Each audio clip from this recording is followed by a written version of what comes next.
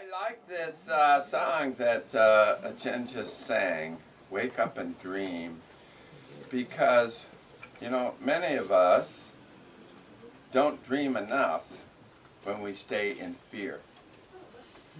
We forget the dreams are the playground of the imagination, that the dreams is where you can let go of anything that's holding you back. The dream world is the time you can create magic because you have no limitations. There's nothing holding you back.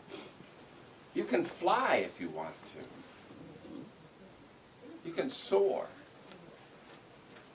And so the thing about it is wake up and dream is when you wake up and become aware that it's only an illusion out there when you see fear and limitation and chaos. And then what we teach about science of mind is your thoughts manifest. So if you see it and you believe it's real, you get that. But if you know that it's merely a dream and that you can wake up and know who you truly are, you have an opportunity to, as Ernest Holmes said, change your thinking and change your life, because then you can know that there are no limitations in God and that you are one with His divine presence. You are absolutely one. I just came back from the Centers for Spiritual Living Convention, annual convention in Las Vegas. There were 600 ministers, practitioners, and laity there, and I'll tell you, Las Vegas just hummed with spirituality, in amongst all the slot machines, and in amongst all the smokes. I tell you, I'm a former smoker. I haven't smoked for about 20 years, and I smoked off and on over those years before that. But I have to tell you, I got so one night my eyes watered so bad, there was so much smoke. So last night I actually went for a walk along the bay just to get fresh air. It was cold out, well, cold for San Diego, it was 63. My relatives in Michigan are dealing with -10, so they think this is a heat wave. But everybody has their own thing, and what I loved about the energy and spirituality consciousness is there is no limitation thinking there. Absolutely none. And when you slip into it, you get called on it immediately because they know the truth for you. And they're not bashful about sharing the truth. They're ministers. So what I really like is remembering who you are. This Science of Mind Daily Guide, which I really like, obviously. And I had the great pleasure, Eugene Holden is a friend of mine from home office. He runs the World Prayer Ministry for the entire universe. Well, he does. Our universe.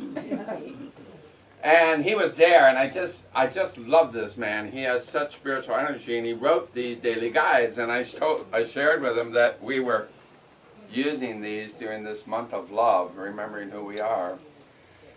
And remembering who we are happened to be the one for February 21st, yesterday.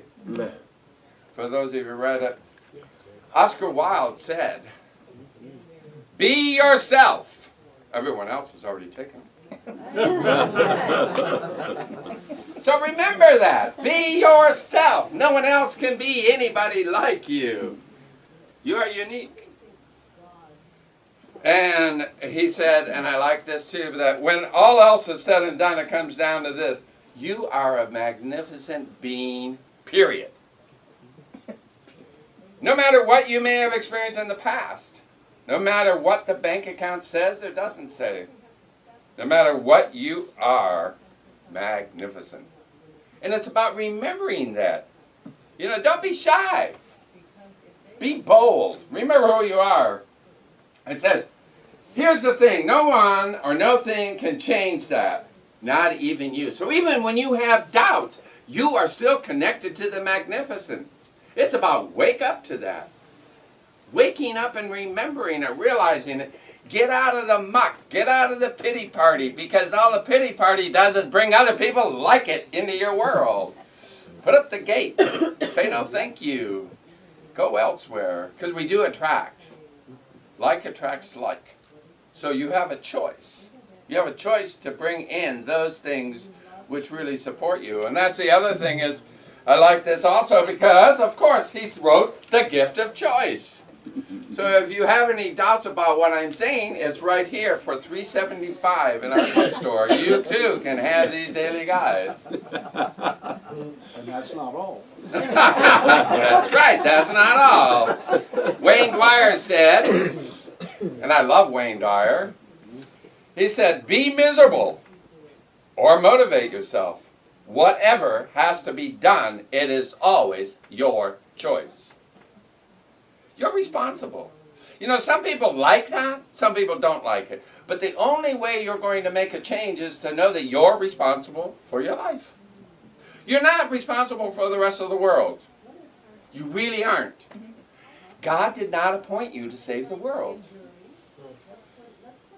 You are here to save yourself. And by save yourself, I don't mean redemption. I don't mean born again. I mean wake up to the reality of who you are. That you are this magnificent being. And you can create the dream. There's nothing wrong with creating the dream and living it.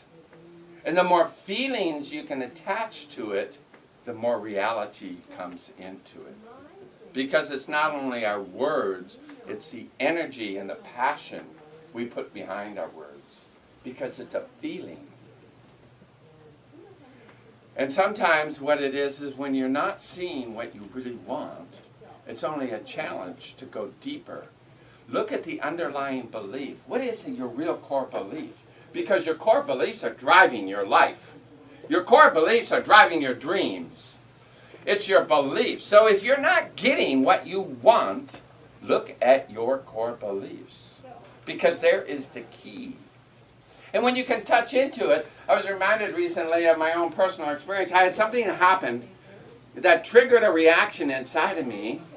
And I said, wow, what is that? Because what I know enough now is whatever is showing up in my life, that's not the tag. That's not the emotion. It's only a gift from God to heal some aspect of me that has not been healed. And so I had to look. And if you're willing to be truthful, and that's a part because we do such a good job of not being truthful with ourselves. If you're willing to be truthful, you can look and see where that feeling, where that emotion comes from. There is the healing moment. That is the aha. Because when you realize that that is in the past, and you do not live in the past. You live in the present moment. You live in the now. This is where the power of living is now. So you let go of the past. The past does not serve. I was talking to somebody recently who kept talking about what they wanted that they were not getting, but they kept telling me why that didn't work from the past experience. And I said, how does that serve you? And they said, you don't understand. And I said, yes, I do. I said, what do you want? And they said, I want this. And I said, so why are you telling me about that? That's what we don't. We don't let go. We say we don't know how to let go. And why is it that we don't know how to let go? Because we're afraid of change, some of us. We say we want change. We're afraid of it. Why? It's unknown. But guess what? Tomorrow is unknown. I may have great plans, but I don't know. As I was leaving the convention on Thursday, I stopped on the way out and greeted my friend Bob, who has been a minister for eons. And he was happy and cheerful. And then a few steps later, I said goodbye to his wife and I gave her a big hug. I got home and I opened up Facebook. He had a heart attack that afternoon. Yeah. That is life. You don't know.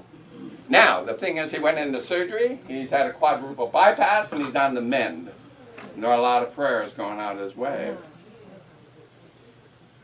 You don't know. And so this Dream Master talk today is about you don't know. Take a risk. Live the life you want to live. Stop living somebody else's idea because it isn't their life. It's your life. You are the dream master. You are the dream master of your life. And if that wasn't enough for me to even think, have another friend who just retired from like 30 years in Boeing or something like that, and he's a minister. He had a heart attack. So what is this with people having heart attacks during the month of love, where it's all about heart? He is also surviving. Modern medicine, he had a heart attack in Trader Joe's. And the staff responded immediately. They got the paramedics in. They got him to the hospital. He was sending emails out saying, I'm good. That is also the power of religious science, I believe. It is the power of your friends who can pray for you when you're not capable of praying for yourself. It is the power when you can know the truth about yourself. And you can. So in this book, it's about the Dream Master by Miguel Ruiz, The Mastery of Love. And I love this, the Dream Master. And he starts out, every relationship in your life can be healed. Think about that. Every relationship in your life. Even Aunt Hazel, who you do not like, she can be healed. You're healed. She can't be healed. You can be healed in their relationship. Every relationship can be wonderful, but it's always going to begin with you. Guess what? You got to do the work. That's what we don't like. Isn't that amazing? We want to snap our finger. We want instant enlightenment. We want to stand in front of the microwave of God and say, heal me. Zap. You need to have the courage to use the truth, to talk to yourself with the truth, to be completely honest with yourself. No BS. And we're good at that. We are blind stuff. It gets us every time. So, it reminds me, I saw this other thing, John Glenn. What gets us in trouble? Why do we have things that don't seem to go right? When I said earlier about if you look at something that is unhealed, the gift is remembering the past. What triggers our beliefs? Triggers our emotions. Our emotions are triggered by the event, but it's not the current events, it's the past, right? Well, there was something I opened up in the email this morning, and it reminded me that John Glenn, sitting up there and the first orbiting the Earth, his pulse rate was never over 100. Could you do that? Mine would be go, but mine would do that on takeoff. The reason I don't bungee jump is I know I'd have a heart attack on the way down. But what does that tell you? Astronauts are taught to control their emotions. They are taught to realize that to panic is to die. You do not panic when you're at the instruments of a spaceship. Well, spaceship Earth, your life, do not panic. Think about your emotions. Think about your reactions. What is going on with you that's producing those? You know, there's a story in here which I like. It says you're walking down the street and somebody you do not know says, "Hey, stupid!" Now, you can do one of three things. You can believe you're stupid. You might even thank them. Or you can get mad and get upset and be insulted and have a reaction. Or you can just say, "Hey, it's not about me." And just let it go. That's that person's poison. They don't know you. That's their stuff. You just let them and say, "Oh, that poor soul. He's got stuff. It's not about me."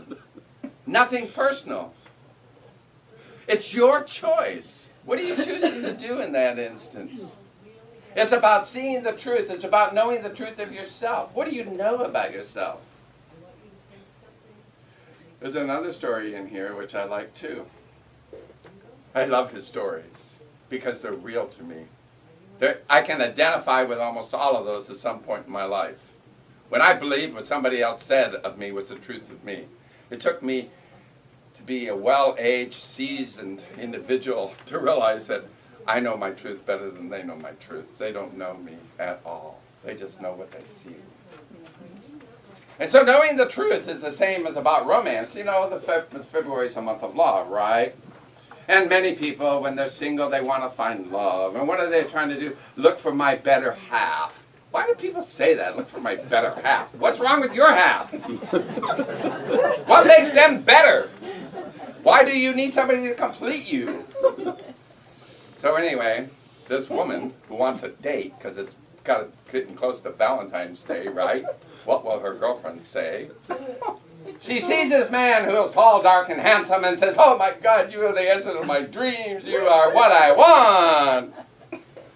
And she wants to date him. And her girlfriend says, "He's a druggie. He's not working. He abuses women. Why do you want to date him?" "I love him. My love will change him." She's not seeing the truth, exactly. She believes her love will change him. I've been there too. I understand that. I understand that. When you think that you need to change somebody, you're not loving them for who they are, and you're not being truthful with yourself, because they are exactly where they are, how they are. And there's nothing wrong with them. They're in the perfect place. They're on their own journey. And whatever is happening to them is happening to them for their journey, the same way wherever you are is happening for your journey. But open up your eyes. Because when you love yourself enough, you will say no to that. You will see the truth. Because what happens? When we are in a particular situation where we don't have a lot of self-love, some of us use things to numb ourselves. Some use alcohol, some use drugs, some use sex. We numb ourselves, we shut ourselves down. What do? We go to other people who are having the same thing. They're numbing themselves down. If you like to drink, you go to bars, and when you're unhappy, and who's sitting there next to you? Somebody who's unhappy having a drink. Everybody is numbing themselves out. Nobody's looking at the truth. Nobody's in the truth of who they are. What that says is your self-esteem and your self-love is kind of low.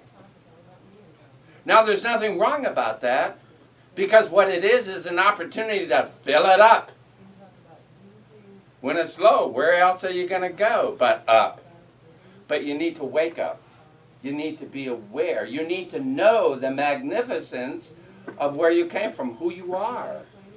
That you are this truth. You are this magnificent being. You are one with the divine. You're this energizer bunny. You are all of that. And when your self-esteem and self-love goes up, your willingness to tolerate self-abuse goes down.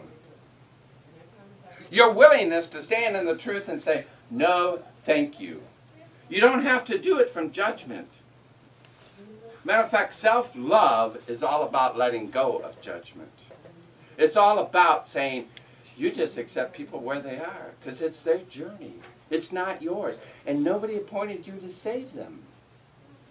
You're just here to show how you can live a life in integrity and truthfulness to who you truly are. When I'm talking about truthful, I'm not talking about being honest as far as stealing money or things like that, although I would have a little trouble with that if you were the treasurer. But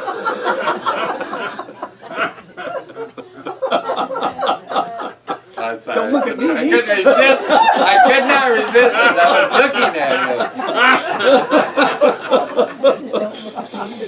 you. But honest with yourself. That's actually understanding who you are and where you are, and understanding that other people are in their perfect place also. So that's become the master of your own dreams, because it is your life. You've heard me say that before, that you know. And one of the things he uses in there is, and Toltecs, they have the dreamers and they have the stalkers. And the stalkers are people who actually have reactions, but they start investigating why they have the reactions. And that's what I was sharing with you. Go after those reactions. Find out what's causing it and why. So let me start wrapping this up. The highest self is in here also. Ernest Holmes said, we would like to help ourselves and each other through using the law of mind. This is why we do spiritual mind treatment or affirmative prayer. It is the best tool I can offer you, is to know that you are one with God. There is only God. You are one with God. You have a realization that you can bring in the being. You give gratitude, give thanks for it, and you release and let go and let God. Get out of the way. If you're doing such a great job, you wouldn't be doing the treatment to begin with.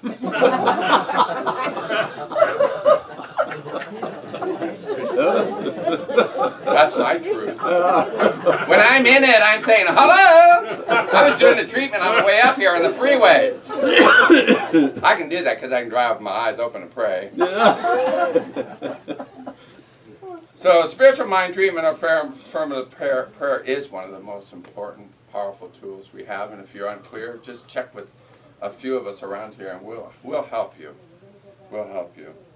And Ernest Holmes said, prayer is its own answer.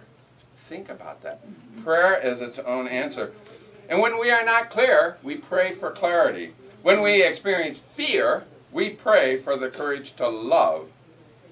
Because prayer is its own answer, we trust that the word you speak in confidence and conviction is already done. Make prayer a consistent practice. It works.